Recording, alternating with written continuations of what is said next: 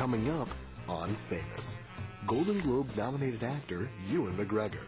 I'm so lazy. I really usually just turn up and do it, but I work very hard when I'm on set.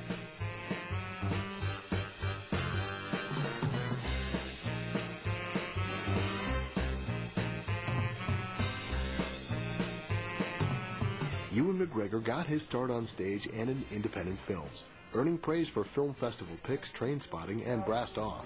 Sci-fi fans know him as Obi-Wan Kenobi in the blockbuster Star Wars. Now an established actor with more than 30 movies to his credit, he's started his own production company with his friend and former roommate Jude Law, and is taking charge of his career. I'm as interested in making a low-budget movie as I am a big one, because I'm only interested really in telling stories. I really like being part of storytelling. McGregor impresses his co-stars with his easygoing nature. Oh, he's lovely. He's great fun. We were real sort of buddy-buddy.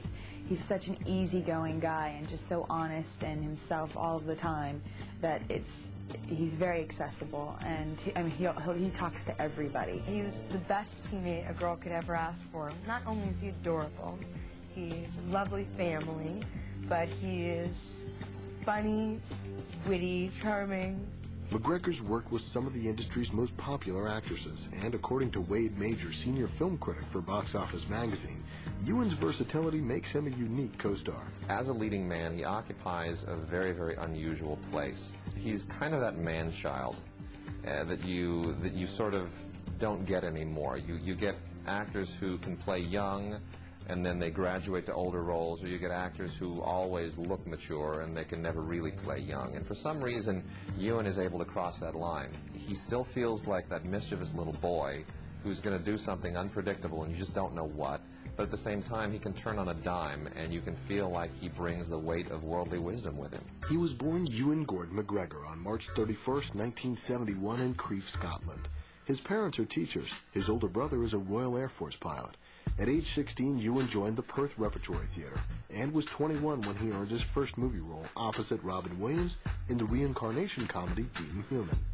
Next, he played a journalist enmeshed in murder in Shallow Grave. Danny Boyle directed the thriller, written by John Hodge. Shallow Grave was the film that first brought him to attention in the West, and or at least in Hollywood. Shallow Grave was the film that made him, in a sense. Shallow Grave filmed in Edinburgh, Scotland. Besides movies, Ewan had a television career. He met his wife, French production designer Yves Mavraki, on the series Cavanaugh QC. Their 1995 wedding took place in France. That same year, he released a British surfer film, Blue Juice, co-starring Catherine Zeta-Jones. In February 1996, McGregor and his wife had a baby girl. Then he re-teamed with Shallow Grave's director and writer for the drama Trainspotting. He plays an addict trying to give up heroin. Everybody's saying, do this, do this, do this, this. And he says, well, no, I'm just doing this. I'm doing heroin because that's the way I've chosen to be. And it's a very well-argued decision he's made. It's a very concise argument he's got for the reasons why he takes heroin. Most actors probably aren't going to even be able to bring enough charm to that part to override the fact that the guy is a crook and a heroin addict and all of these other distasteful things. But Ewan has this little twinkle in his eye. He's earnest and he's sincere, but he's a little mischievous as well. And that's part of the Scotsman in him, you know. That's sort of part of the culture, and it comes through in the work, and it comes through in his personality, and you can't help but love him for it. Go for a walk. A walk. The Trainspotting and the structure was all over the place, and which is why the film has that energy and whatever. Ewan went on a strict diet to portray an addict. Trainspotting received 1 Screenplay Academy Award nomination. McGregor's next release, Emma, co-starring Gwyneth Paltrow, is based on a Jane Austen novel. Another 1996 release, Brassed Off, opened the Sundance Film Festival. The movie, about people in a coal mining town, is directed by Mark Herman, who also wrote the script. In the north of England, every pit has its own brass band, and it's like a symbol of the community. You know, the whole film's about community spirit, fighting against adversity. Ewan and his co-stars learned to play brass band instruments. They had sort of a bit of training for a few weeks. The band were pretty good at acting, the actors were pretty good at playing music.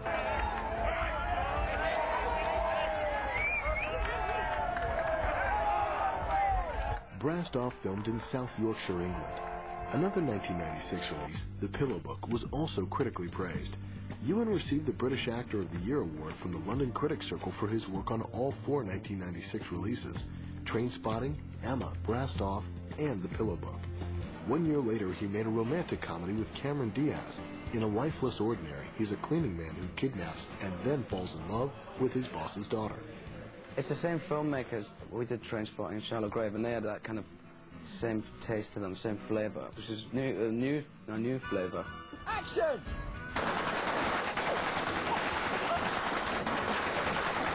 It was pretending to be a mainstream American romantic comedy.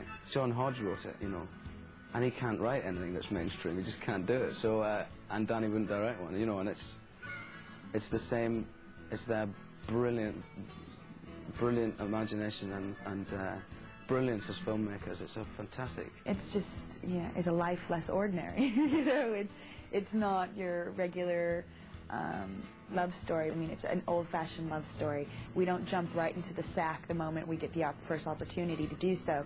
We actually fall in love through our situations and support of one another. And, you know, it's that crazy, wacky thing of, you know, falling in love. A Life Less Ordinary features singing and dancing, which was a surprise to Diaz. They said, okay, well, you're off to dance rehearsal. I said, dance rehearsal? Okay, Cameron, you know, think about it. It's in the script. Obviously, you've missed something. You know, think about it, think about it. And then I finally kind of went to Ewan, kind of like, what do you mean dance rehearsal? I don't know. It's my job to be different in everything I do, and I wouldn't want it to be any other way because I get bored. At this point in their careers, Cameron Diaz was known for The Mask, and Ewan wasn't well known to American audiences at all. But Diaz saw something unique in her co-star. He has a wide, accessible, emotional range, you know, that he allows himself that. I don't think he has much fear. What I do on set comes from my very first reading of the script, I think. I think that's just the way it works with me. I try not to analyse it too much, but the first time I read it, I'll know if I want to do it or not. And also, I'll have seen the character, and that's the character I'll end up playing. Ewan and Cameron received an MTV Movie Award nomination for their dance sequence in A Life Less Ordinary. In 1998, McGregor had 3 independent films: the thriller Night Watch, and the dramas Velvet Goldmine and Little Voice. 1 year later, he tried a big-budget film, co-starring in Star Wars Episode I, The Phantom Menace. The sci-fi adventure portrays the early years of the Star Wars characters. It's something else to be in Star Wars. I mean, it's crazy. It's mad. I'm just a boy from Scotland, you know, and there I am, so it's cool.